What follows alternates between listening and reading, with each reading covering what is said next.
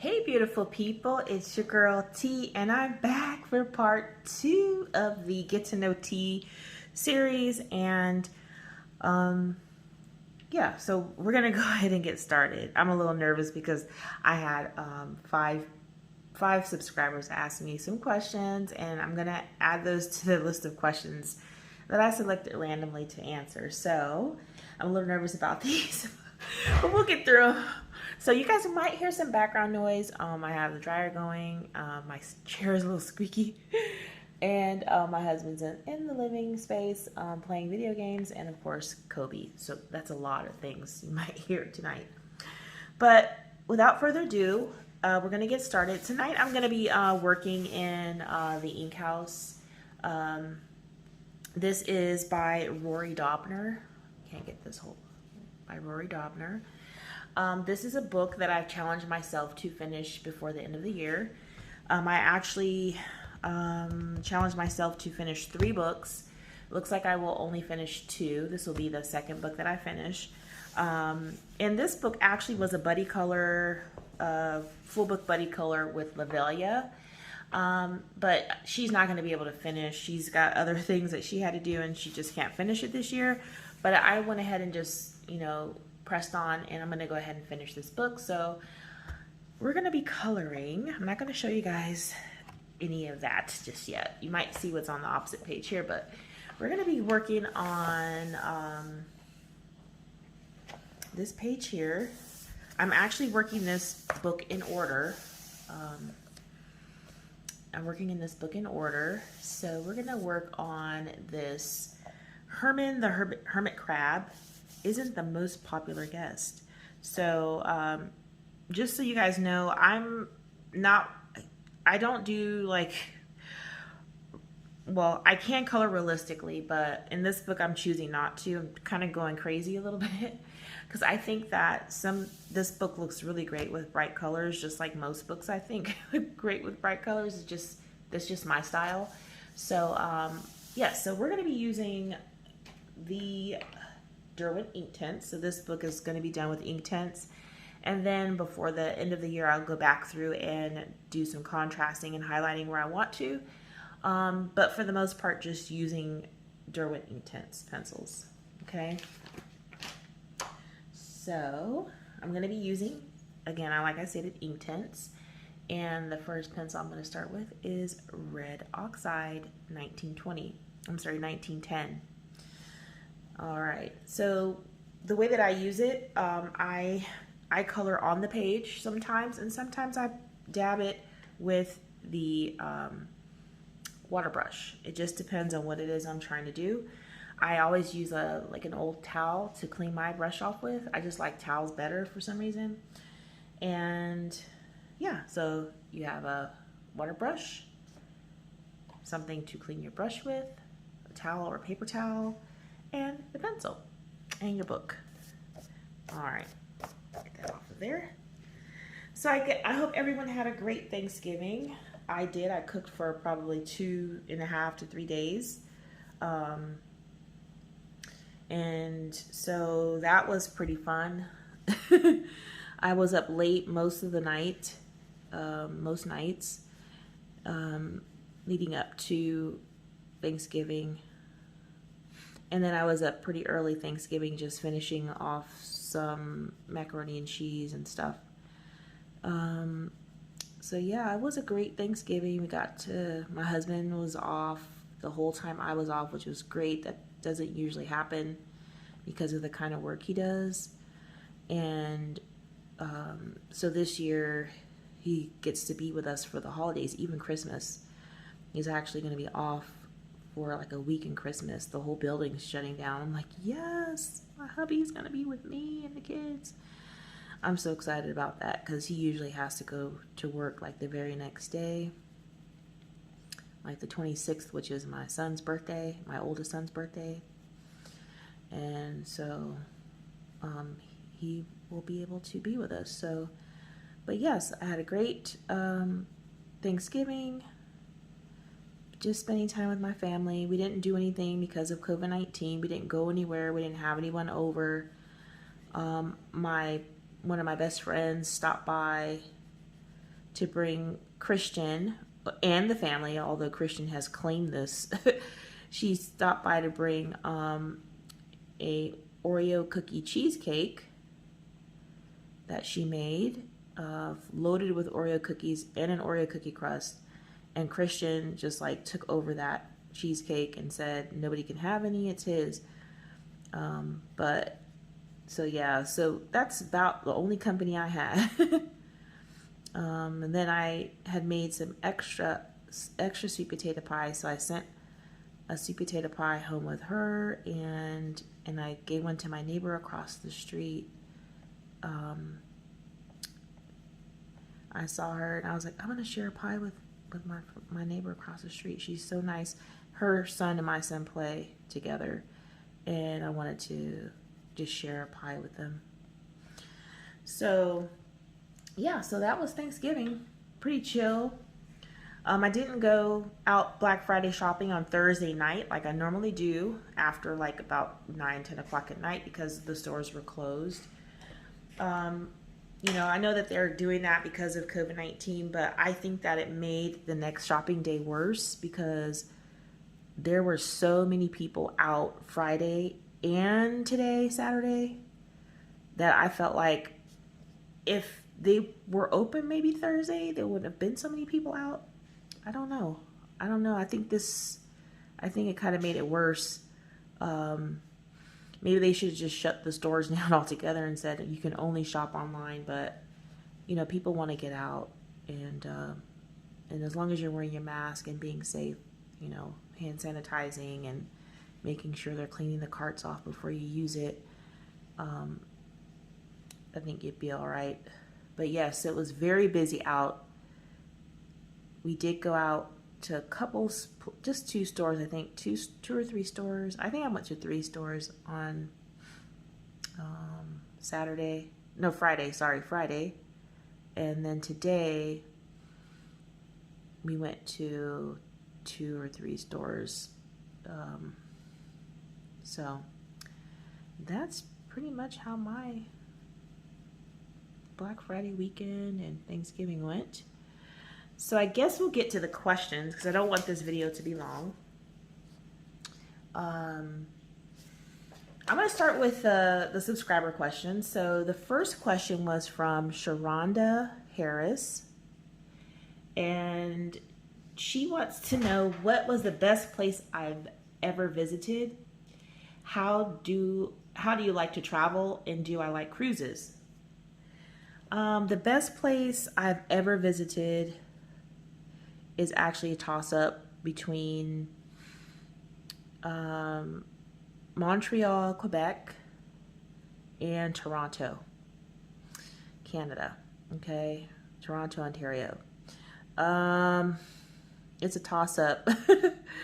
I like both places, but I think I'm leaning more towards Montreal because of the fact that when I was there, I felt like I was in France because everybody was speaking French. Everybody around me was speaking French. Things were in French. It was just like, whoa, I'm in France. And it made you think you were in France, and you're not. You're in Canada. So I thought that was really cool. And I think that's one of the best places I've ever visited. My husband's family is Canadian, French Canadian. And so we went there for a family reunion, and I got to meet his family. We got to go into the city, from the countryside into the city of Montreal, and hang out. And I had the best time of my life. It was very, very fun. And I'm so glad that he invited me to go, because at the time we were not married, or we were just dating. And I was like, oh my God, he's inviting me to go to Canada. It was so fun. I had a great time. So, and how do I like to travel? That's a tough one. I like to travel. I like car rides. I really do like road trips because I feel like you can, stop and see things along the way if you choose to. But the quickest way to travel for me, mainly when I travel, I'm going, home to California. The quickest way is by plane. So would I say I like to travel by plane? No, I'm nervous every time I get on a plane. I don't like to be talked to,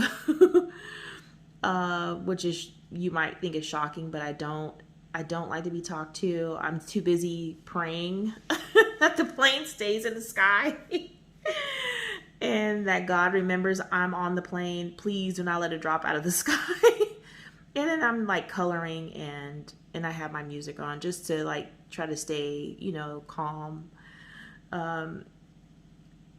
So I like traveling by vehicle, by car. I've never gone anywhere by train, although I have taken like trolley rides, but not really a train ride yet. So that's something maybe me and Christian can do because he likes trains. Maybe I have to put that in the schedule for next year, maybe. But yeah, so mainly by car. I love to drive. Me and my husband drove cross country twice. We were moving, and I drove from San Diego, California to Fort Worth. No, to, oh my goodness.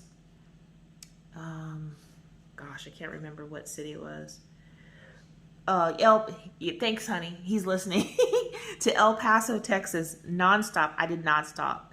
So I went through like 3 states, I believe, without stopping, except for gas. And he was knocked out asleep in the passenger seat, and my son in the back, the oldest one at the time. And I was like, as soon as we got to El Paso, I was like, "Wake up! You got to take over. I'm done." And I'm like, "Hey, make sure that you pay attention to the speed limit, because they have a nighttime limit and they have a daytime limit here in Texas." Soon as I let him drive, oh my goodness, I'm woken up by a tapping on my window because we got pulled over by the cops. I was like, "Oh my God," it scared the crap out of me. I was like, "Oh." He got lucky. They let him slide that time. Like, "Sir, make sure you pay attention." I'm like, "I told you." So, but yes, I like road trips. It's fun to me. Let's see. Have I ever been on a cruise? No, I've never been on a cruise. Just by watching, okay, I'm on the fence with cruises, guys. Okay, so just by watching like cruise tours and stuff like that, I'm like, "Ooh, I think I'd like to do that." But then I also see things happening on cruises. For instance, when COVID-19 hit, all those people were stuck on the boats and the ships getting sick. Also, too, I happened to see a cruise ship caught in a storm, and how people were tossed across the ship, and I don't know, they are like, the staff was acting like it happens on a regular basis, the way they were so calm and like, "Oh, just grab something." I'm like, grab something? I'd be wanting to get off of that thing. So like, the next port, I'm flying home. I'm not continuing this trip. So I'm on the fence with cruises. I don't know. I think I'm going to be nervous if I ever tried to go on a cruise. So I'd rather like fly to my destination and know that I'm there and my feet are flat on the ground. So yeah, so thank you, Sharonda, for those questions. So the next question was from Camille Bell, and she asked, if you could go back in time 5 years and tell yourself one thing, what would it be? That's an awesome question, and I don't know what I'd tell myself. I don't know. I think I'd tell myself to always keep your head up, never give in, and fight for what you want to do, whether it's college, having children, whether it's pursuing a dream that you have. Could be any type of dream. Another thing I tell myself is stop procrastinating. Don't procrastinate, because if you procrastinate, you're going to miss out on something really big. And so, yeah, I think that's what I tell myself. Don't procrastinate, and follow your dreams. All right. And Pigment Sticks asked me to tell the story of how me and my husband met. And 5 things I love about him. Well, this one I'm going to answer, but I'm not going to give like specific details because that's kind of personal. And so I'll just tell you guys, I met my husband when I was in college. And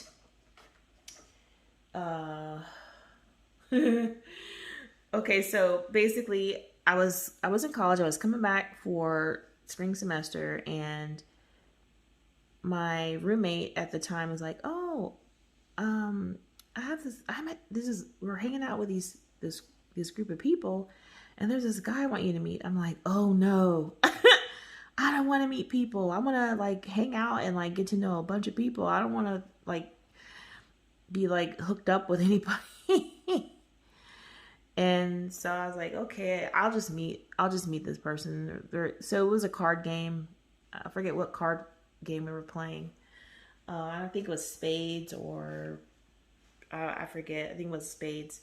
And he came in, and I was like, oh, he's nice looking. But you know, my husband really wasn't my type, but whoever marries or dates their type. But he became like my really, really good friend, like my best friend, before we decided to date exclusively. So, yeah, I met him in college. When I was going to college, that's how I met him. All right. And 5 things I love about him. The 5 things I love about my husband. First one is that he really loves his family, and he will give his last for his family. He will go without for us. That's one thing. The way that he protects us and make sure that everybody's okay. That he's loyal to his family. That's 3. 4, that he loves the way he loves. I love his big bear hugs. And number 5, let's see. Number 5, he's a great cook. He cooks really well, especially on the grill. So that's 5 things. I don't want to get like too mushy. So I give you guys 5 things that I love. They're not the top 5, but they're 5. All right, so let me see. We're going to go down here on the biscuit now, and I'm going to be using, I didn't tell you guys what colors I used here. Again, the crab was red oxide. I used 2 different greens here. I'm sorry, I used apple green for the lightest green, and the darker green I used hooker's green. All right, so now we're going to get over here into this, and I'm going to go with yellow, a sun yellow. I know tea biscuits aren't that yellow, but my tea biscuit's going to be yellow. All right. So the next question was from the Sydney show. And the Sydney show said, what is your favorite food and your favorite place to be? Okay, so my favorite food of all time is going to be Mexican food. I grew up in Southern California, and I absolutely love Mexican food. I think it's one of the best foods you can ever have. And it is my favorite. I cook it myself. I like to make Mexican cookies and desserts and things like that. And I like to make enchiladas. I like making tacos. I like making pozole. I love all of that. So Mexican food is my favorite. If I have to choose a second one, I'm going to add to that. I love Creole Cajun food. Not too spicy, but you know, all the other good stuff. That's my second favorite, I would say. All right, so favorite place to be. My favorite place to be is with my family, right here at home, having, you know, spending quality time, whether it's playing games, watching a movie together, laughing, joking, playing around. That's my favorite place to be, is with my family. All right, so thank you for those questions, The Sydney Show. And the last subscriber question is from Chantel M. What are some fun Thanksgiving and Christmas memories? Okay. All right, so for Thanksgiving memories for childhood, I'll go with childhood memories. My dad is like the cook of of our family. And so what I remember the most like the most memorable times is like being in the kitchen with him, because my dad taught me how to cook, you know, certain things, and how to cut things for, you know, how we should be cutting things for Thanksgiving. And I'll, because okay, so we you know, soul food, Southern soul food style. And so my dad likes to make collard greens, and my dad was very, very particular about how those collard greens were to be washed and cut. So of course, I was the one always in the kitchen with dad,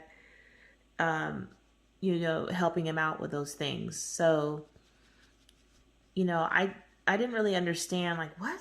I used to get so angry, like, why is he making us cut this a certain way? Doesn't it matter? Can we just cut it? We'd have to wash it, constantly wash. And then once they're clean, he would have me stack them flat on top of each other, flat. And then I have to roll them. And then have to be 1 inch cuts, 1 inch wide cuts. And I said, like, oh my gosh, this is too much. And I'd look at the whole pile of collard greens that I'd have to wash and cut. And I'm like, I'm going to be here for days. And so that's one of the memories I had. But, you know, I really enjoyed, when I think, you know, I look back, that was really nice to be in the kitchen with my dad. You know, not many people have their dads like that around. And I'm grateful for that. All right, so guys, I'm sorry, on the edge, I'm using tan just to give this a little brown, like it's crusty or cooked a little bit. Just making sure I don't have too much, because if you use too much, it won't go on very nice. All right. All right. So yes, and for Christmas, let's see, Christmas memories. Whoa, I have one. We used to say, my dad would wait, you guys, till Christmas Eve to go get a Christmas tree. We would get a real tree, but my dad would wait till Christmas Eve to get a tree. We used to think Santa, like, no Christmas for us, because we didn't have a tree up. Like, all of our friends or even our family members would have their trees up, and we would not have a tree up. And I've just recently talked to my dad, Dad, why did you wait? Why do we have to wait so long to put up the Christmas tree or to get a tree? He's like, if you wait, he goes like, well, because they're cheaper on Christmas Eve. And I was like, oh my gosh, Dad. I was hoping he wouldn't have said that, but he did. He was trying to save money, and that's understandable because they're expensive. The real trees can be expensive. So, but yeah, that's some memories that I have. So thank you for those questions, Chantel. All right. So the next question is, these are going to be random questions now. Okay. So the next question is, if money was no object, what would you do all day? I think you guys know the answer to that question. I'd be doing diamond painting, coloring, watercoloring, painting, crafting, decorating, anything that has to do with art in crafts or designing or creating would be right up my alley. I do that all day without a shadow of a doubt. I kind of wish that was my reality, but it's not. I have to make money. I have to earn money for my family. So no, I don't get to just sit around and do art all day. But after work, I get to. All right, so this is going to be Fuchsia 0700. I'm going to do that for the cup down here. I don't know if you guys, if I can get that in the screen. There we go. All right. All right, so that's what I would do all day. All right, the next one. What's the tallest building you've ever been to the top in? Okay, so I know I mentioned that I've been to Toronto, and we went there to visit my husband's cousin and his girlfriend, or wife at the time, and they took us to the CN Tower. And let me tell you guys, that tower, you have to go up to the top. I don't know if you have to, but we did. We did the express elevator that goes on the outside of the building that shoots up. It's like a glass elevator, and you can see all out of Toronto. I was so scared, guys. I was so scared. I was like, oh my God, it went so fast up to the top. And then once it's at the top, you get out and, you know, you're walking on this first level, and they have the glass floor that you can stand on. And when you stand on it and look down, it's like all the cars down there and the people look like little dots. Oh my gosh, it was the scariest thing. And, you know, there were a lot of tourists up there. And of course, I was one of them with my husband, boyfriend at the time. And I will never go. I will never go up there again. Let's put it like that. And then they had the nerve to say, "Let's go to the Sky Pod." I'm like, the Sky Pod to the very tip. I'm like, oh my gosh. I did not want to go, but I got brave and I did it. And I will never do it again, because that was too high for me. I started feeling, I don't know, woozy, like lightheaded. Like I was getting dizzy up there. There was some tourists up there, and this one lady, she was so scared. She was walking around. She was like walking with her backs against the wall, like with her hands out, like she's scaling the wall with her back. It was so funny. I was like, look at her. I said, I'm not that bad, but I'm looking at her like, yeah, I want to be right with you right now. But at the Sky Pod at the very top, it just has like these grates that you can look out and down. The people just look like ants. I don't know. I think it's supposed to be like the tallest freestanding building at the time we went was the tallest freestanding building or something like that. And I was just so happy to be back down at the bottom with my feet on the ground. I'm not sure if I will ever do that again. Probably not, because I've already done it. I'm one of those people, if I've done it once, I don't need to do it again. We're good. We are good. We are good. So that's the tallest building I've ever been in, to the top of. All right, let's see what's next. What's the last daring thing you've ever done? I'm not a daredevil whatsoever. I don't do daring. I don't do dares. I don't like roller coasters anymore. I've grown out of that. And if somebody calls me a wuss because I don't want to ride one, okay, I'll be a wuss. I'll be the backpack carrier. I'll carry your coats, your backpacks, your sunglasses, whatever. I'll do all that. That's me. I'm that person. I'll watch your kids while you go ride the ride. That's me. So I'm not too daring. So really, guys, I don't do daring things. Maybe the most daring thing I've ever done, which is not really, I guess couldn't really say it's a dare, is to actually be on YouTube with a channel, because I'm typically pretty shy. I've come out of that since, starting YouTube and being, an admin for my Facebook groups and things like that. I've kind of grown out of that, but I used to be pretty shy, and for me to start a channel, I never thought I would do it. And so I think I would say that's the most daring thing I've done, because I didn't think I would ever do it, because of the hesitation of being kind of timid. All right, so next question: what's your favorite family tradition? All right, so currently my favorite family tradition is Christmas. It's something me and my husband thought to do, maybe 5 years ago, where we choose a country instead of doing a traditional Christmas dinner, like a Thanksgiving, because we get so sick of turkey and stuff. We decided to do like a where you choose different countries and you cook foods from that country for the holidays for Christmas. So the first year we did Italian. Then the next year I think we did Jamaican. And then the following year we did Greek. And then last year we did Mexican. So this year, we all decided to choose one country each, and we used a randomizer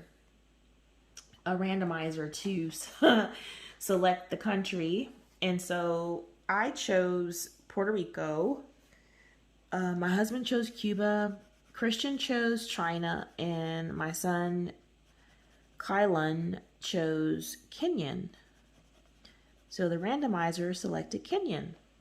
So for Christmas this year, my husband, and he's the one who cooks for Christmas since I cook for Thanksgiving, he and my son are going to get in the kitchen and cook Kenyan food for Christmas, for our Christmas dinner.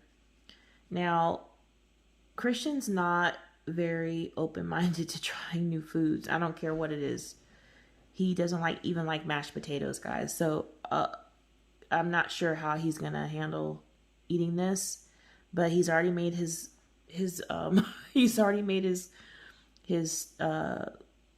voice known on this, that he's not eating it, and that he'd rather have a grilled cheese sandwich on Christmas, and he's good.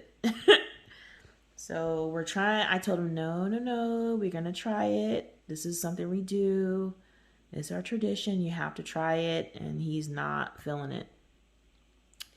My husband's really not feeling it either, because my son is supposed to be, doing a slideshow of like what types of foods Kenyans eat for the holidays. And we haven't seen it yet. And Christmas is around the corner. So my husband told him, we're not going to be having that if you don't get your stuff together and show us what we're going to, what I'm supposed to be cooking and stuff. So we shall see. I have a feeling we're still going to have Kenyan food.